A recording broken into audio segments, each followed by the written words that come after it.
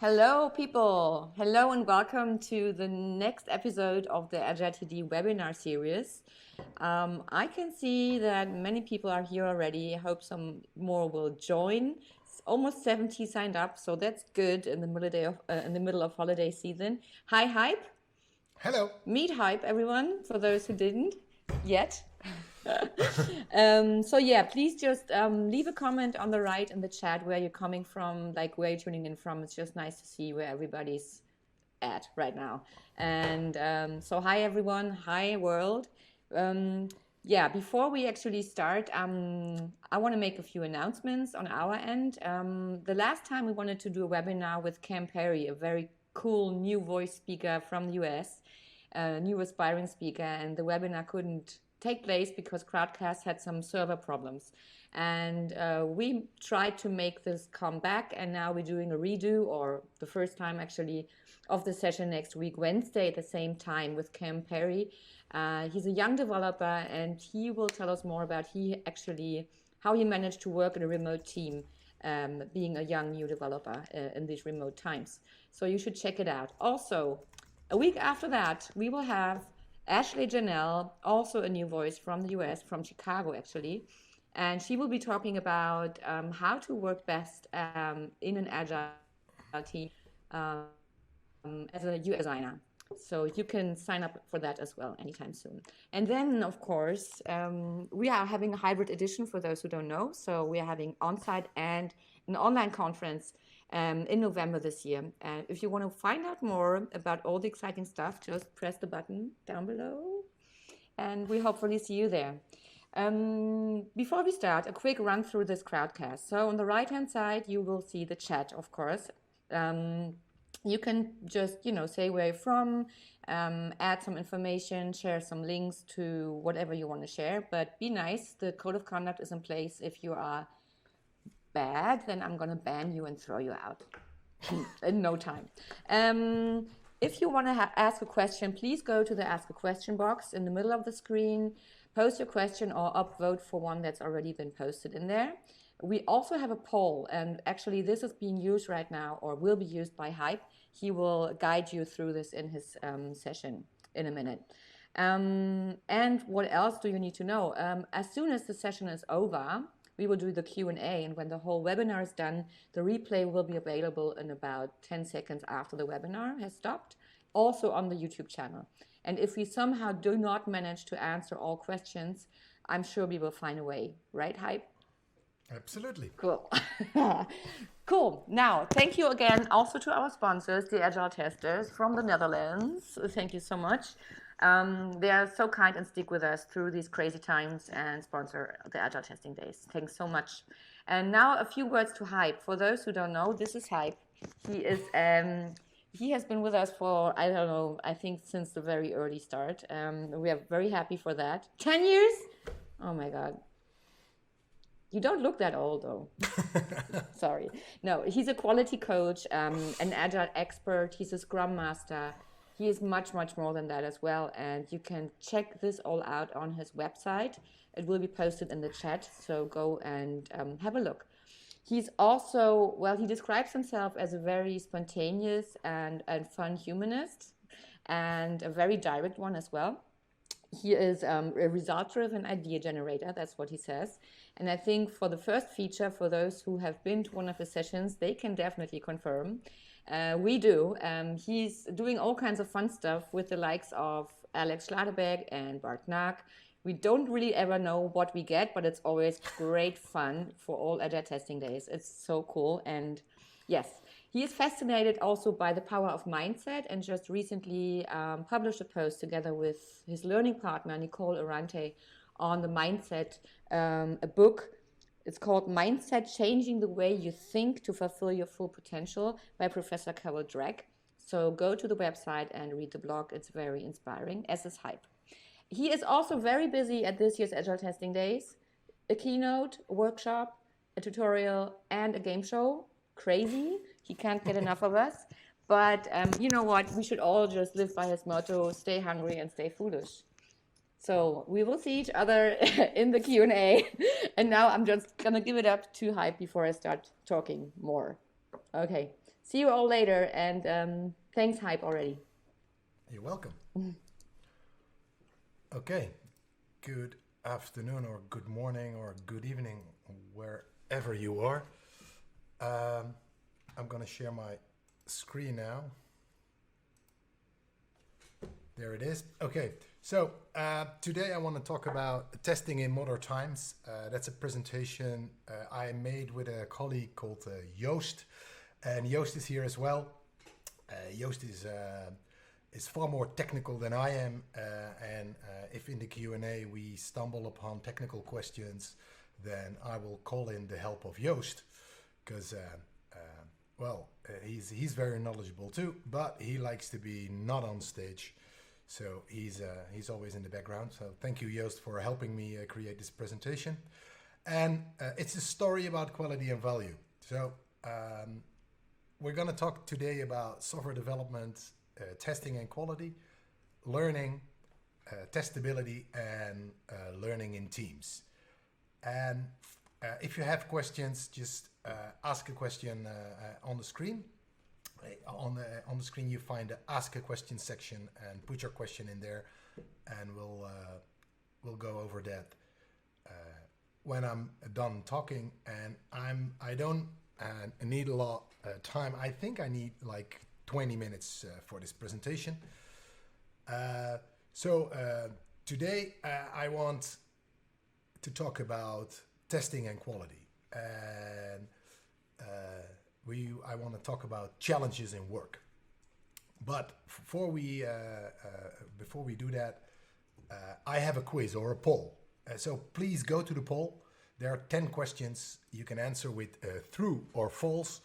And please fill in all those questions. I will give you about 2 minutes to do that. So please fill in the poll right now.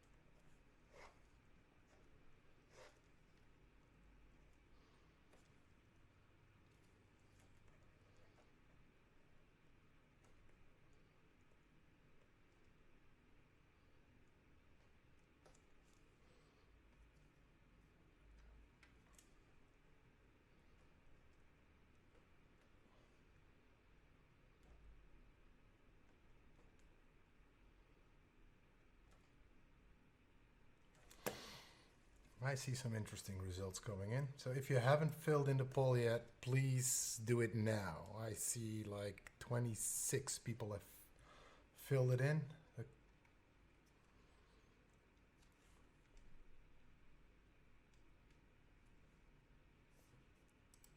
Okay. So I'll continue for now. So let's go through these answers pretty quickly. The goal of testing is finding bugs. 2 people think that's true, 24 thinks that's false. Well, that's something that I can agree on. Testers are responsible for the quality of the product.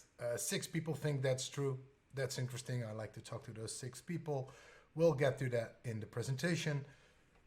Testing is a phase in our software development process. Only 1 thinks that's true. I'm happy with those results. Testing is writing test cases and then executing them. Also, only 1 thinks that's true. So I'm also very happy with that. If the product conforms to the requirements we can ship, 4 people think that's true. I don't think that's true. There's a lot more going on, and we'll come to that later. We do explicit risk analysis in my team. Not many do that. I hope after this presentation, those 17 people start thinking about it differently, because I think that's one of the most important things we can do as testers. But I'll come to that later. Testing delays product delivery. That's an interesting statement I sometimes hear, especially managers or developers say that testing delays product delivery. And as a fact, of course, it's true, because if you don't do testing, you can deliver your product very fast. But is it a good idea? I'm not sure. So we'll come to that later too. We can automate all testing. Only 2 people think that's true. That makes me happy. Test automation saves time and money. Well, I have a very distinguished opinion about it. I don't think it saves time nor money, because it's quite an investment to make it work. And I'm curious to talk about with people how it saves time and money in your projects. So we'll come to that later as well. And in DevOps, we don't need dedicated testers. That's an interesting question as well. Well, I'm not sure about that either, because well, do we need dedicated testers? I don't know. Do we need testing? Absolutely. And maybe we can do that without dedicated testers. That's something that can be done. On the other hand, if you really want to be good at something, I think you need a lot of dedication to get good at something. And people who just don't have testing as their main job are not always the best choice. But also I see teams without dedicated testers who create quality software pretty well. So again, we'll land on that later. So thank you for your answers, and let's get into this presentation. So always when I talk about testing and about the software development lifecycle or software development in general, I like to point out that it's research and development. We come up with stuff to build in software to solve problems, human problems, often. So we create software with people, for people, to solve problems. And well, it's not that we create a piece of software and then roll it out all over the world in like 10 million places. Mostly our software gets rolled out in 1, maybe 2 or 3 places, on one server, or maybe on a couple of servers. But we do a lot of research to find out what our customer wants and what his actual problems are and how we can solve it with software. So I think it's definitely research and development with a big part of research. There are still many people that I meet who say, no, we just come up with a requirements document and we tick off acceptance criteria and then the software is done. And to those people, I always ask the question, but where does all those bugs come from, or problems with software, or even rockets that explode? The Ariane 5 exploded because of a software problem. So how does that happen if it's only ticking off acceptance criteria? I think it's way more than that. And it's dealing with stuff we don't know. And the most scary part of it is that we have to deal with stuff that we don't know it, because we don't have it. We don't know exactly what our software is capable of, and the complexity of people working together and those people creating software. It's an interesting thing. It's communication, and communication introduces a lot of misunderstanding. So do we really understand what our customer wants, and is he capable of explaining what he wants? Because most customers that I meet don't really know what they want until they see it. And a good example of that is every time I have a lease car, and every 5 years or 4 years I get a new car, and every time I walk into the car dealership, I get surprised by what new features they have, and I didn't even know that I wanted it. And then I see it and say, hey, that's interesting, I want that. So I start configuring my new car, and then I see the price, and I said, nah, maybe not.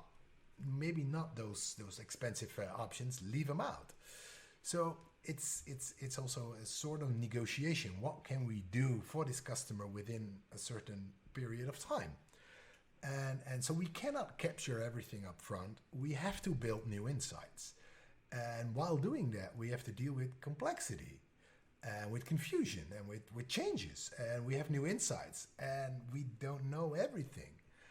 Even if you work with a piece of software for years, or work in a certain area for years, you cannot know everything. So you have to deal with half answers as well. So how are you dealing with this? So it's trial and error, or inspect and adapt, as Scrum mentioned it. So we have to learn about what our customer really wants, and how we can build it, and what's the most efficient way of building it, and how can we build it in a way that it doesn't break, or that it's resilient, or that it's performant. And like I already said, not knowing everything is a risk. Not being 100% competent, which is normal because nobody is perfect, is a risk.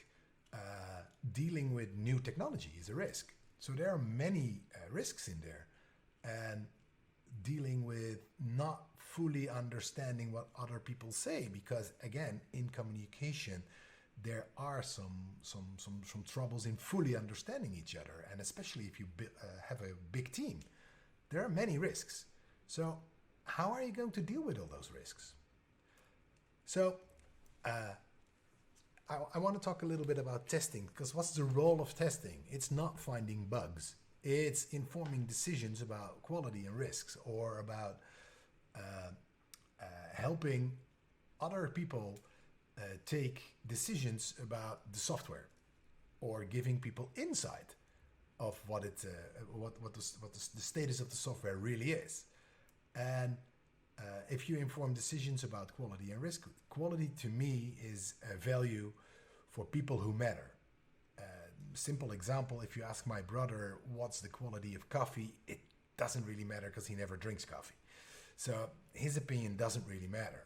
And if he wouldn't work in my company and we're deciding which coffee to take, his opinion would absolutely not matter because he's not part of the company.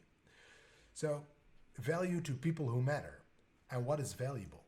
And if you talk to 2 or 3 different people in your company about coffee or about software, they will give you different answers. So whose opinion matters the most? Is it a game of making lists in priority, or do we still have value that it's hidden, or opinions that are hidden? So quality is absolutely not conformance to requirement. And the best example that I can give is when you look at medical devices. Of course, the compliance offices look at, are you conformant to requirements? Does the software you build, or the machine you build, comply to requirements? That's absolutely important. But there's something else that they ask is this device safe? Did you test it in all thinkable circumstances that could harm patients? And that's an exploratory process. So, and also quality is not the best product possible. For me, if you ask me, back to my car or back to my coffee, I'm willing to pay like €5 for a very good cup of coffee.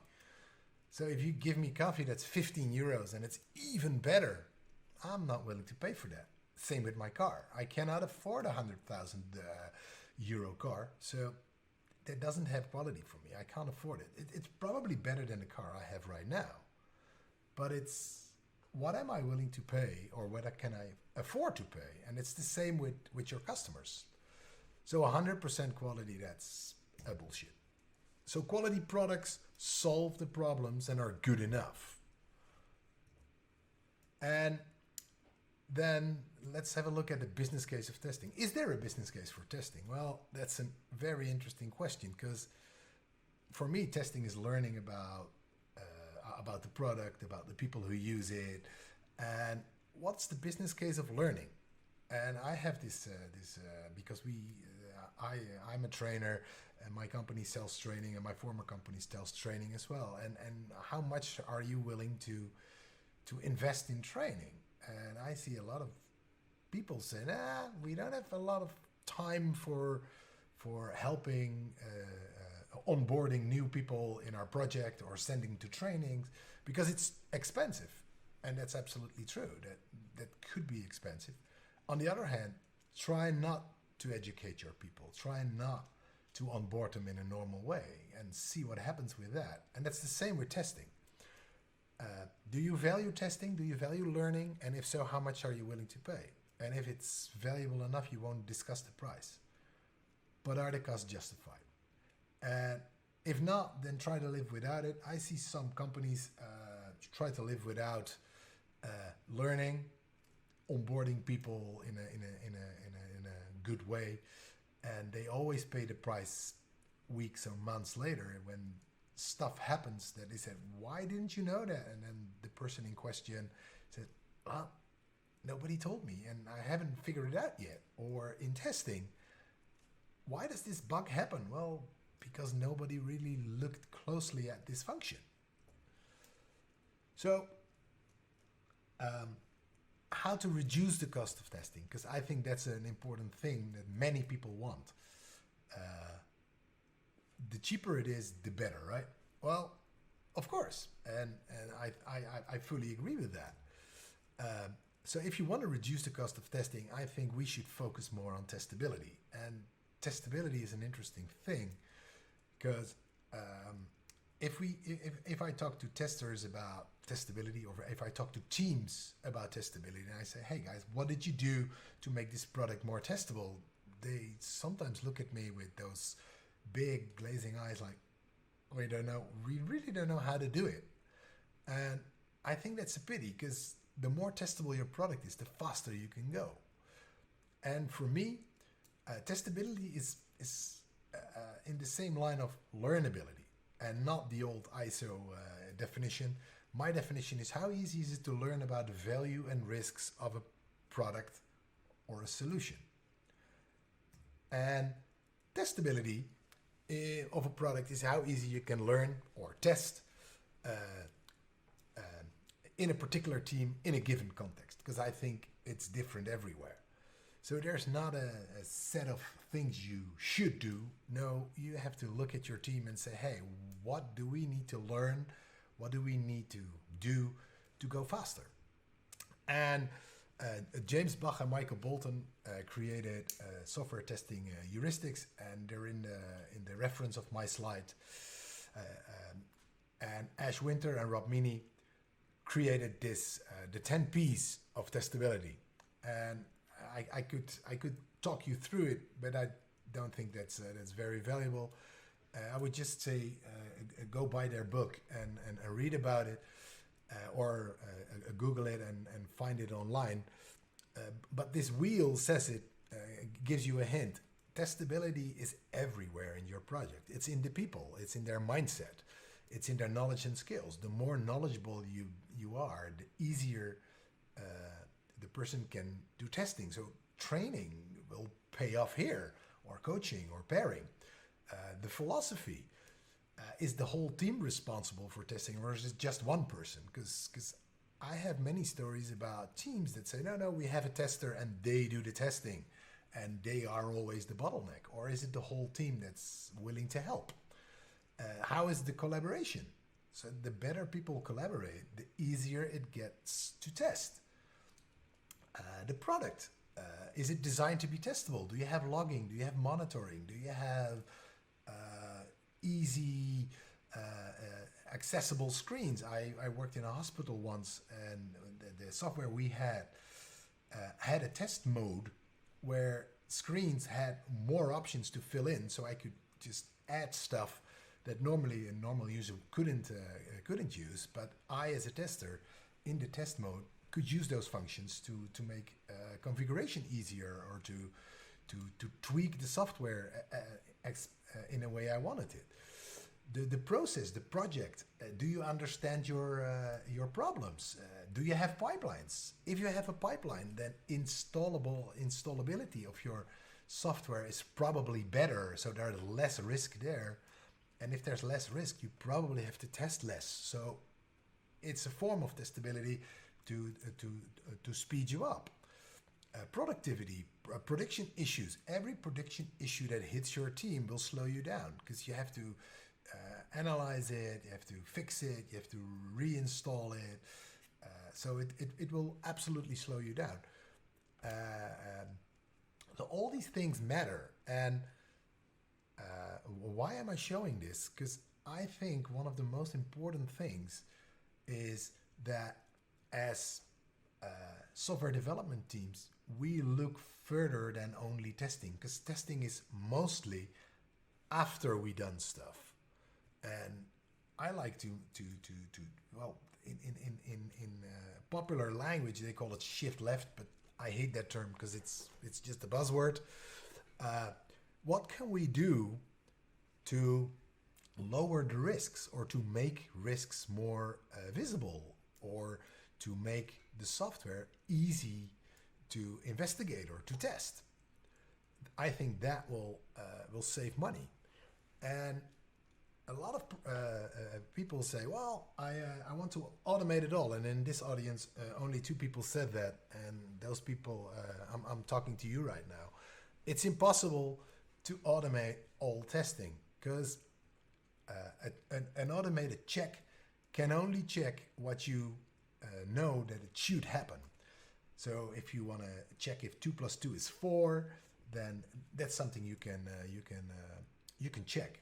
But how do you test? How do you do an automated check on usability? It's hard to make that a concrete and to predict what the outcome should be, because you're dealing with many different people, and of course automation can help you in that area, but you cannot automate everything. Absolutely not. And a check doesn't learn. A check just tells you what you already knew and checks if that outcome is still the same. Where testing, as I see it, is learning about the product, learning about how it works and how it and where the possible problems are. So the thinking process, the analysis you do, the communication you do with your team members or your users or your product owner or the management or whatever, that's part of learning as well. And I call that part testing, because a check doesn't create itself. And even within machine learning or artificial intelligence that's coming up, it's still impossible, and I think it will be impossible for the coming, I don't know, 20 years to and beyond that I cannot even look. So but forget that AI will just make testing jobs redundant. There's still so much things that go on and that we cannot put in algorithms. So we need people to think about what we see, what we do, and we need people to come up with risk analysis, like what's important for us to automate, and what gives us value, and what kind of checks should we build. So binary answers to questions. We need a lot of checks to speed up development. So checks are absolutely fabulous. They can help us speed up, and they can help us do regression checks very fast and very often. And they can check if, as soon as you check in new software, if something that used to work isn't broken. And absolutely, that's fabulous. But that's not automating everything. So those new insights in the product, only exploration can do that. So can anybody test? And I think, yeah, absolutely. But how good do you want it to be? If you get somebody from the street and say, hey, I like your face, sit next to me and test this product, they will find bugs, absolutely. But how well do they do it? So most people do not like testing. They think it's boring.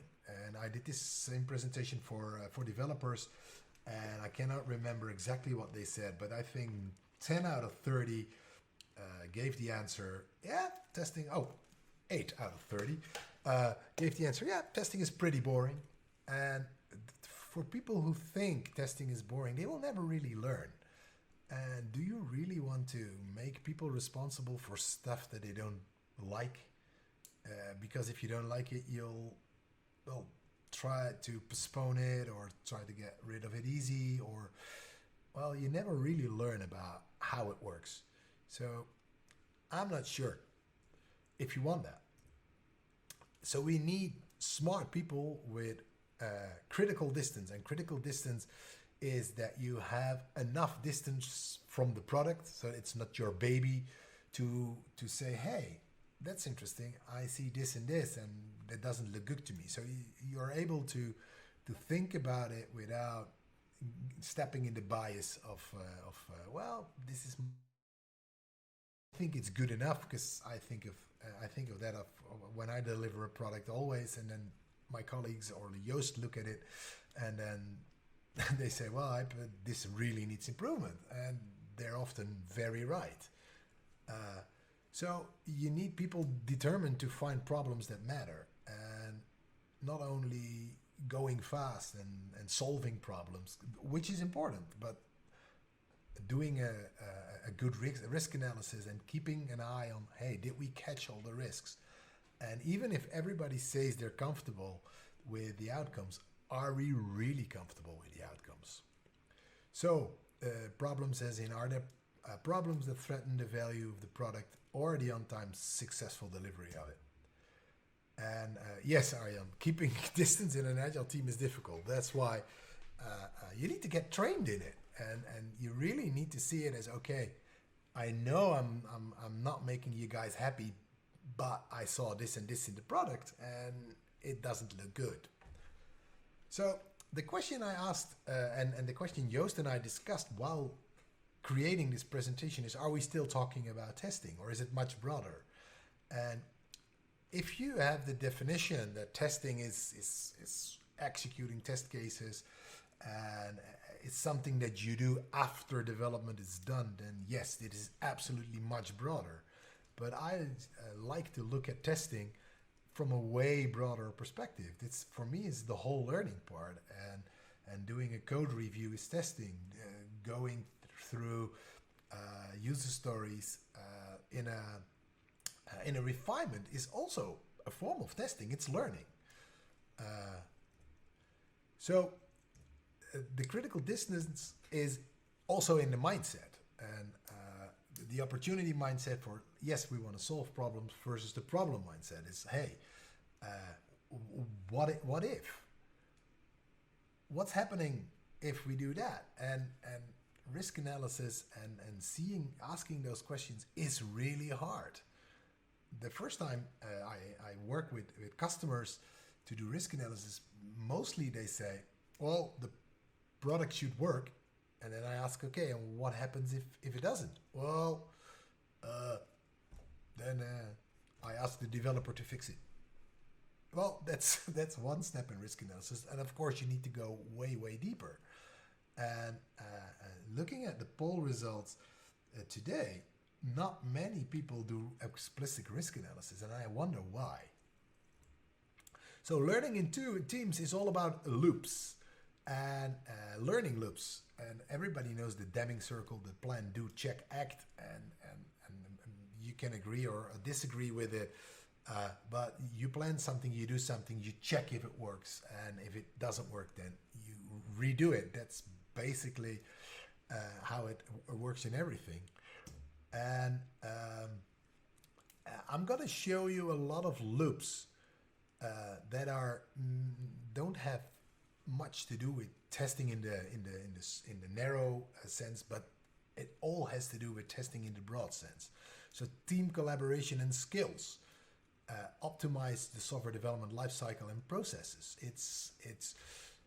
I think if team collaboration and communication, so if people are really willing to listen to each other, because there's where it goes wrong often, not really listening to each other and collaborating better and having the right skills, then it's easier to do the right things. Risks as a whole team responsibility.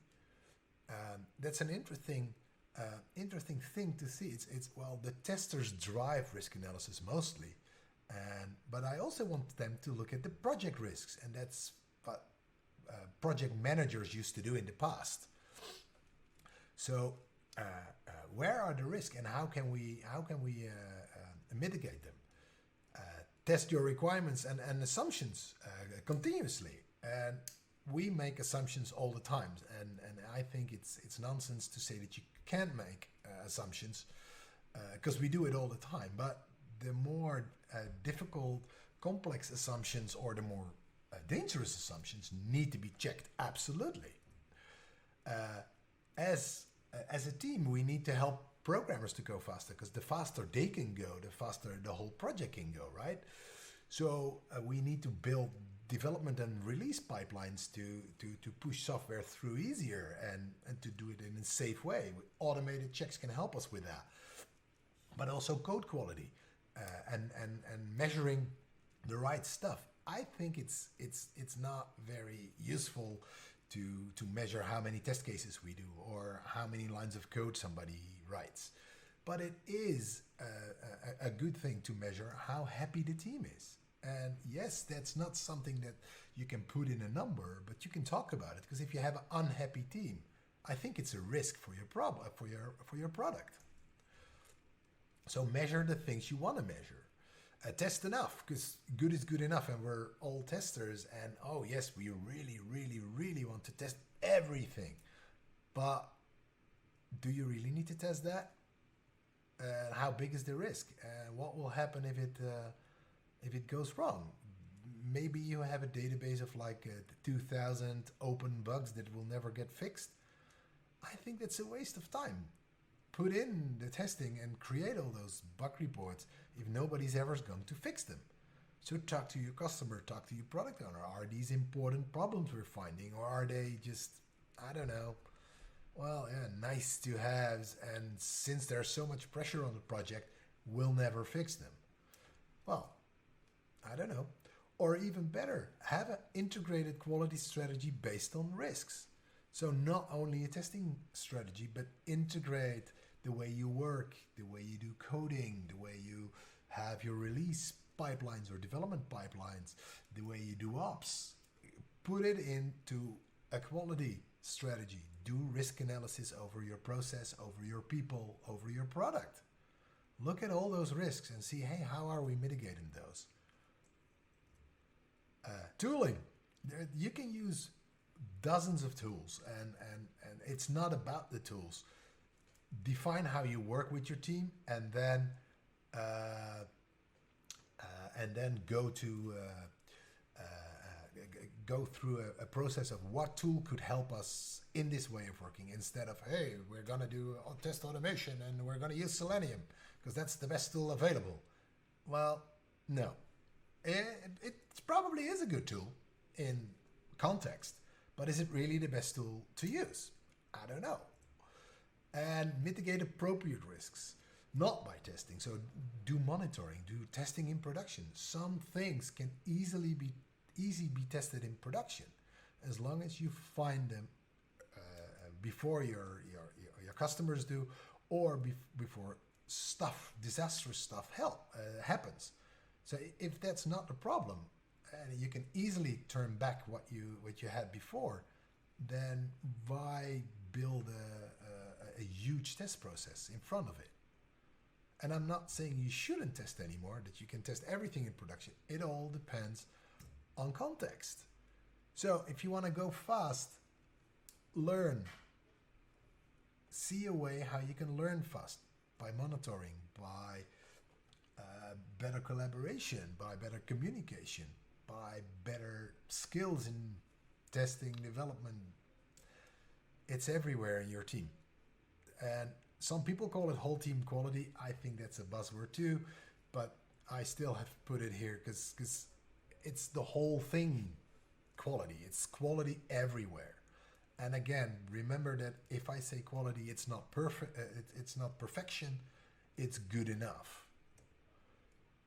And again, I'm asking myself, in your definition of testing, are we then still talking about testing? Because I think these are all things that testers should get involved in. So we need to become more technical in a way that we can talk to developers easier. We can have a look at what they do, how they build their unit test, but we also should be able to talk to the business easier. And do we need to combine that in one person?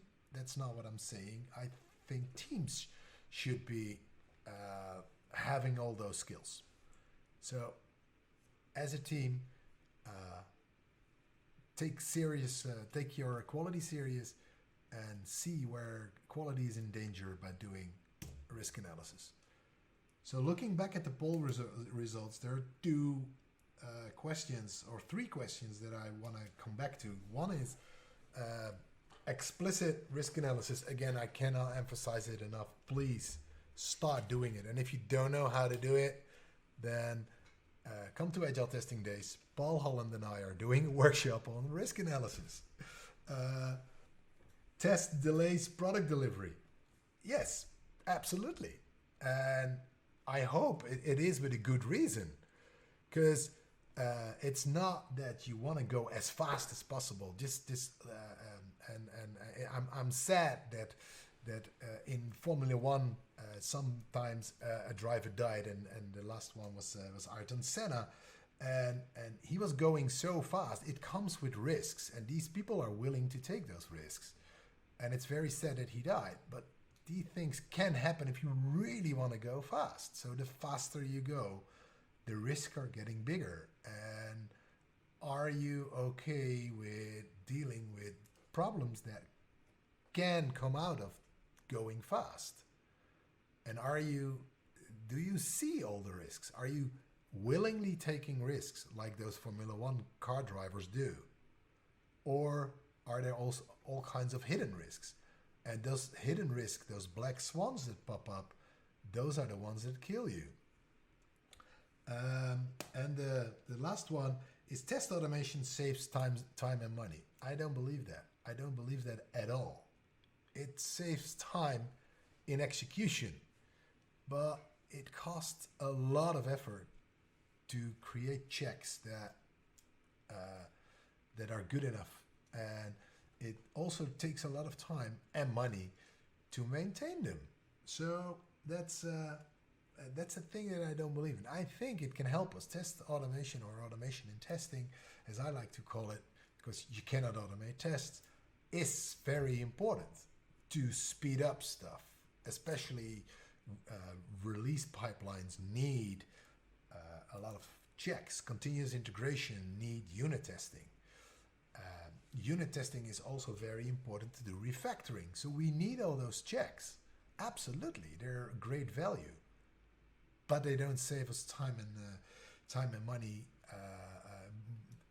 They only save us time and money in execution and in giving us the opportunity to do refactoring. So on those sides, if you count it all up, in the end it might save time and money, absolutely. But it's not that we just can say, hey, we now automated all the tests, let's get rid of all the testing, and because that's not true. It involves a lot of work and effort and money. So let's go to the Q&A.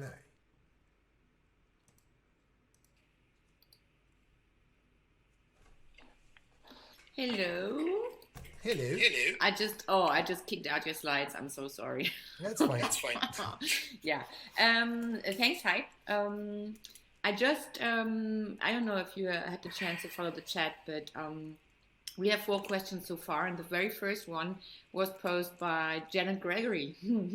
And so I have a little deja vu right now happening. I just asked her if she wants to come on stage and ask the question. So she said yes. And for those of you who don't know, we had a webinar with Pete Whalen a few weeks back, and actually both Hype and Janet joined the stage to crush Pete, to join him on stage and, ask questions. And no, it wasn't a crushing, it was collaborative and fun. But now actually Janet is here as well, and, the quality experts seem to join, so that's cool. So I'm just going to invite her on stage. And she actually said she's okay with camera on this time. Last time she wasn't ready for that, so let's see. I'm inviting her.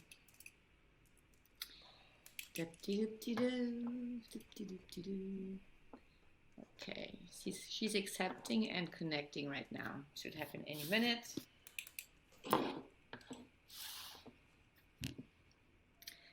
There she is. all glammed up. Nice. Okay, hi Janet. Thanks for joining. Great deja vu, and I'm just gonna leave you to your question. All right. Is the echo bad? Maybe it's me. Hang on. I don't have my headset on. So, hi. You were talking earlier about quality to those who matter. And you said something about people might have, you talked about coffee, and I use coffee quite often as an example. But you said that some people might have opinions about the quality of the coffee, but maybe they don't matter. Can you give us some examples of people who might matter? Absolutely. You want a coffee example or software example? Either or. Okay, let's talk about coffee. So if we're talking about coffee in the office, let's just say in a normal office in somewhere where the IT department works. I think opinions who matter is the guy who fills the machines. Although he probably doesn't drink it, he somehow does maintenance on these machines. So I don't know if it's powder or real beans or that's one thing. I think the financial director has something to say on it because he has an opinion on price. I think all the people who work there have a say on it. And I'm not sure if companies would do that, but in relation to software, we never ask all end users, what do you think of this product? So at least what I would do is get a test machine, then put it there for a couple of weeks and say, hey guys, drink it, and then look at the results. And I don't know, you could make a threshold, or you could say like answer 5 questions, or give it a number, like on a scale from 1 to 10. And with coffee, it's easier because then you can compare brands. With software, you cannot build 5 pieces of software and say, hey, customer, look. So there are many people who matter. And I think one of the most important things that I learn my teams, the teams that I work with, is to find the people who matter. Because many people are often overseen. And I think, especially in big companies, it's quite easy to find them. Just go to the help desk and say, hey, what are all the people you talk to saying, and who are these people? Go to the directors and say, hey, who are the people that you talk to when you were trying to sell this, or because because I think it's very important uh, to try to how do you say that in English? Please. That's not the right word, but you know what I'm saying. To Yeah. please everybody that matters with software, and that's where what I find the most interesting part of my job is looking at requirements and saying, "Hey, aren't we forgetting something?" Or how about those opinions? Right. And and if you, Janet, say, "Oh, I think this and this is important," and Ina says, "Well, this and this is important," and then okay, and now I have to juggle. And that's the fascinating thing of my job is to make people aware that, hey, we all think this is the case, but somebody else is saying this. Is that important? Do we care? Yeah. It's funny because I'm writing a blog post right now, and that's one of the things that what I'm seeing is that people say uh, that it matters to the user, and then they stop and they never think about it any further, about those other people that matter, because it's more than just me using my computer. There's so many other aspects to it. So I think that was a Yeah. really good answer, by the way, because I totally agree. Thank you. All right. I think Ina said something, but she's completely frozen now. There she is. Oh, Trying. oh, Okay, there. now we go. I just realized that we look like pipes. Janet, small, I'm pipe, non medium. I'm sorry. No, yeah. Okay, now we'll. There you go. Sorry. Thanks, Janet, for jumping on stage. And it's always good to have you in any of our webinars. Please keep doing that. Okay. Thanks so much. I'm going to throw you out. Have a nice day. See you next time. Bye. Bye-bye. All right. Well, we're moving on to the next question then. So here's one. How can we train critical distance? Do you have any advice? That's a good question. Yeah. Critical distance is basically, well, because there's another part that belongs to critical distance, which is social distance. In teams, we like to have, we like to be as close as we can so we can give each other feedback easier because we trust each other more. And that's good. So one thing that I try to do with myself always is ask myself, what did I miss? And so you can train yourself by critical distance by doing critical thinking. And James Bach has an easy thing. It's really, and so. So 4 easy questions. So what are you actually saying? And is there more? What aren't you telling me? Tell me more about. Really? Really? What about?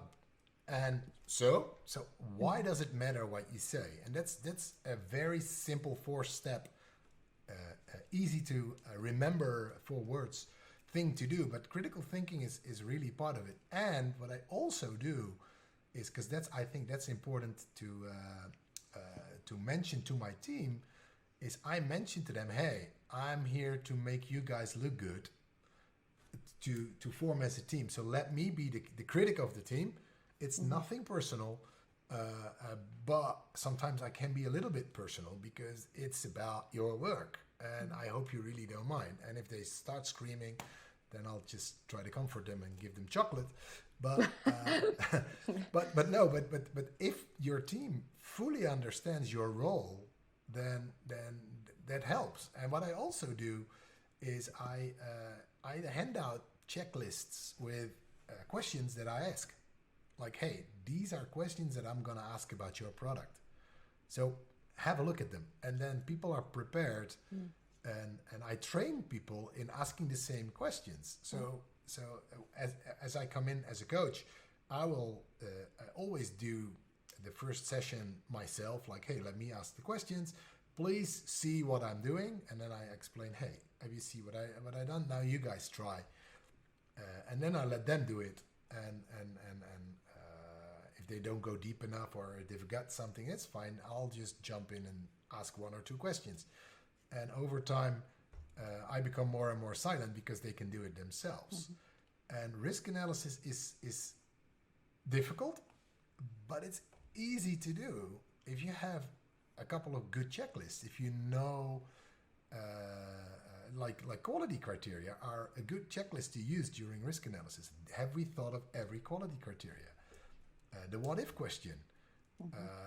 So there are many things that you can do to train yourself in critical distance, but don't forget the social distance. So be nice, and not nice as no, I'm not gonna ask this question because I like you too much. No, I'm gonna ask this question because I like you, and that's why I'm gonna ask this question. So it will make us as a team better. But make sure that people know what you're doing and why you're doing it. And well, if you have a good team that is good in collaboration and good in giving each other feedback, then critical distance is easy to add upon that as well. The team dynamics is a very important thing in that way. Absolutely. You have to think about, and not everybody is familiar or comfortable with feedback or giving feedback or gaining feedback or whatever. But that's a big issue, I think. So thanks for that answer. I'm just going to move on. Let's have a look. That has been done. Oh, there's another one by Arjan. He says, do you use ISO standards for risk analysis? If you look at my weblog, there's a ISO logo with a slash through it. I'm not a big fan of ISO standards. I'm not a big fan of standards at all in software testing because I think it's research and development. Again, ISO standards for electricity plugs are awesome. So then I know that wherever I come, my plug will fit. For those kinds of products, it's fine. But for doing research and development, it's not so fine. Although the ISO standard 25010, gives you a list of quality criteria, is something that I mention often when I do risk analysis. But there are better lists, and the one that I like best is from the test eye, and it will be in my references. The test eye software quality characteristics, and why I love that list so much is that it already has questions per item you could ask about capability or performance or whatever.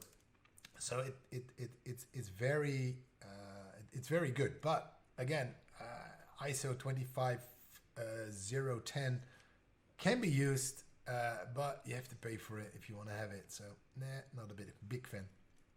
Okay. I guess that answer. Okay, the next one was already asked. It's also about the critical distance. So that seems to be a topic amongst people, but that's already been answered. Actually, there's only 2 minutes left for Niels. Niels actually has a really good question, and I asked him to join the stage, but he has another meeting at 5. So I'm going to read his question, and I hope Niels, just watch the replay and see if it's sufficient, the answer, and if not, get back to us and we'll poke Huib. All right, so here's the question. Niels knows how to find me. Okay, great. I thought so. All right, so you can track him down. So here's the question from Niels. How do we prevent the risks of having a lot manual processes?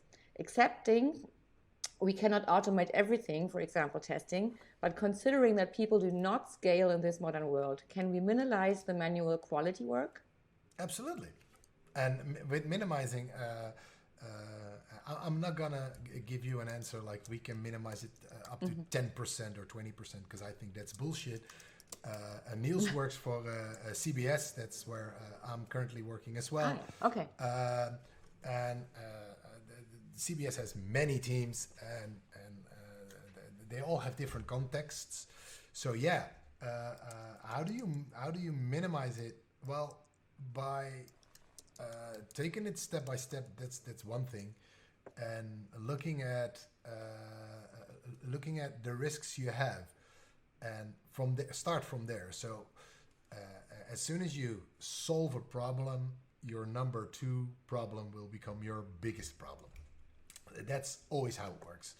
And so I would do risk analysis and say, hey, where can automation help us? And again, I'm a big fan of tools like coupe that do static code analysis.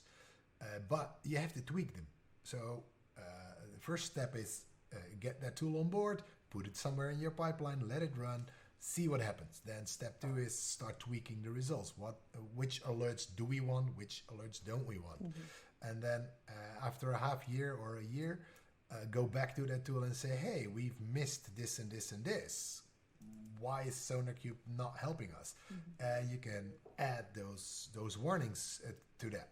So that's a form of step-by-step automation. But I think it will never really delete or remove the code review from a process. I think manual, and it's not manual because it's basically it's a silly word, manual code reviews, because you're doing it with your brain and your eyes and not with your hands, will still be needed, because there are always things that tooling will not find, and also there's Niels does coding as well. His preference style of coding versus my preference style of coding will probably be completely different. So we have to talk about it. What's working in this team? What do we like? How do we make the code more or easier readable and maintainable? So that's one thing. So I would take it step by step, and also, and there's this interesting thing. If you think you test too much, try testing less and see what happens. But do it not by just deleting half of your test set or your pipeline or whatever. No, just see like, hey, we never seen issues in this area. What would happen if we don't run these automated checks anymore, or if we don't focus on that part? Because again, automation can't tell you a feeling, a person can. So if you ask me, like, what part of your testing could we skip? You can have a discussion with me saying, hey, this part, I never found many bugs there, and it always looks sort of okay. And if this and this and this are the items you're after, or the problems you don't want to see, I think we can do without it. It's not a big risk. And I think tooling can't. So it's a matter of answering Niels' question. How do you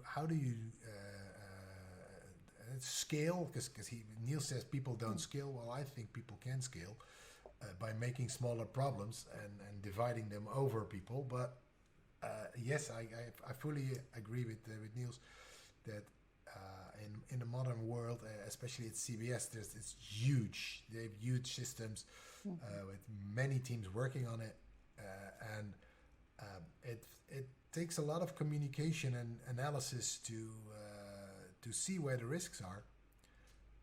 But I think it's worth it. I hope that answers this question.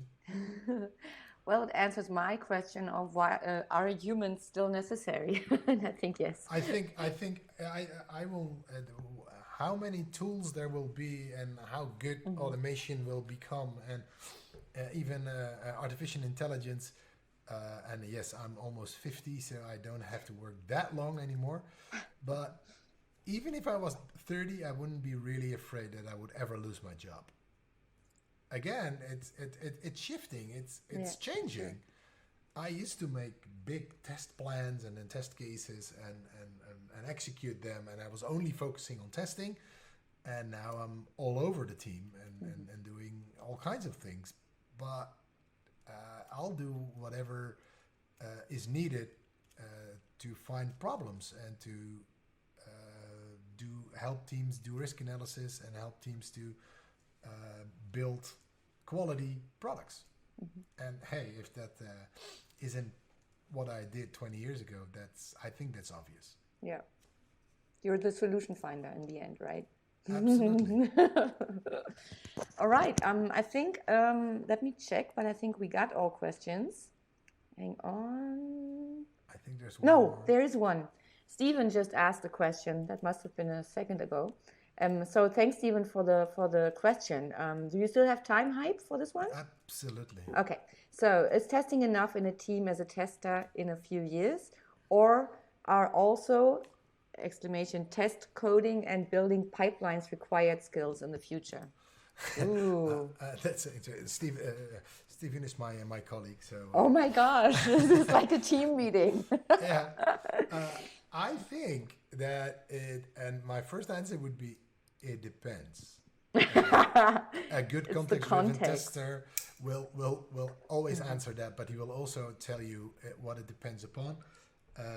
There will always be room for testers who don't have any technical skills at all, who cannot program, who do not know how pipelines work, and but I think, and for me, I used to be a programmer, but I wasn't very good at it, and I didn't do it for very long. And it was 20 years ago. But what I learned there, and I'm doing coding courses online as we speak. Why? Because I learn about stuff about object-oriented programming, and I learn about that objects can be in the code can be protected from false input. And that's interesting because as a tester, I normally would, the first thing I would do is enter negative values and letters and strange characters, and code can protect software from that. So we don't really have to test that anymore if we know how the code is built, and if it's built well, of course. So we still have to check if that's done. But by talking to the developer about that, hey, how did you build this and what is in your unit tests? That will save me a lot of time, and it's part of testability as well. So having these skills is pretty handy. But do we need them? I don't think so. I don't think every tester should be a coder. What I also see in the market is that many testers start doing test automation or automation in testing. And that's interesting because they're not programmers and they start doing stuff they're not really good at. And I'm not saying that they shouldn't, because you can learn, of course, but is your company aware that you're learning that and that you're not the most suitable person because you don't have those skills yet? So you need to be trained in that. Are they willing? And then we go back a couple of slides. Are they willing to pay for that? I was a manager of a company that said all the testers need to start doing coding. And then after, I don't know, 2 months, I came in and they were already 2 months in the training process, and they had like 5 courses. And then I checked with a couple of people like, hey, how well are you guys doing? Because in my back of my head, I didn't say that out loud, was like, but these guys are not coders. There are some people that don't even have an IT education. So I'm not saying they can never learn, because I'm absolutely certain that they can, but it will take a little bit more time and a little bit more effort. Are we coaching these people? And then my boss said, no, we don't have money to do that. And I said, but you're training like 60 people to do tests, to coding and testing. And how will they ever learn? And he said, well, they have to.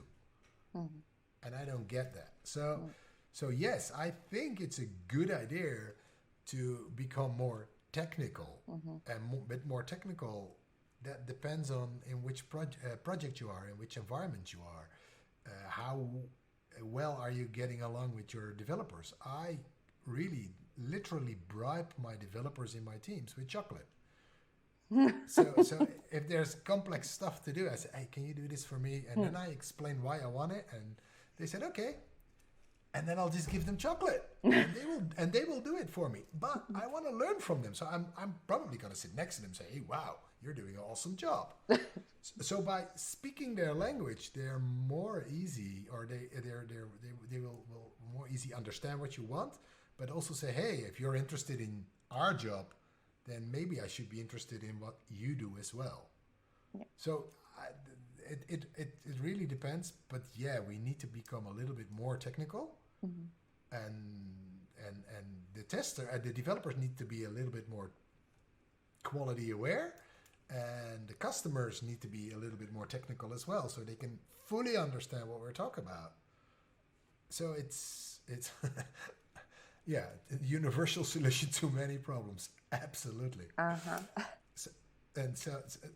So, it highly depends also where your energy is. If you say like, all those building of algorithms and coding in I don't know, C# or Java is not my thing, then be nice to other people who can, and make sure that they do what you can't, and make sure that you have skills that they need. Yeah. And I think programming is only one of 1,000 skills that are very important in our development area where we work in. Next time I see you, I will definitely give you some chocolate. Let's see if that's something that does something for you as well. All right. Well, thanks for this answer. I think Stephen already said thanks as well. Great answer, Huib. So he's obviously satisfied. We don't have any more questions, and we're already at 1 hour 11. So I think that was, a very cool webinar, Huib. A lot of details and nice information and great answers. I hope you all enjoyed it, people. Remember that the next webinar is on next Wednesday with Cam Perry about how to work in a remote team, his experience in it. And Huib, I hope, well, somehow we will see each other at the Agile Testing Days at the latest, and hopefully in person. Let's see. And thanks again for everything. I will Just send one you question. Yes? Is there a way to share my slides? Sure, you can send it to me, and I can send this out to the email everybody's getting after the webinar. Awesome. I'm sending out the thank you email, sharing some content, and if you want to share the slides, just send them to me, and then I can put it in the email. And also, I can send you the MP4 if you want. Anyway, awesome. Thanks again. Thanks for the slides, Huib, for your time, and for the great shirt. I love it. I really love it. And thanks everybody else for attending, and come back for the next episode, and stay safe, everyone. And be nice. Okay, bye-bye. Thanks.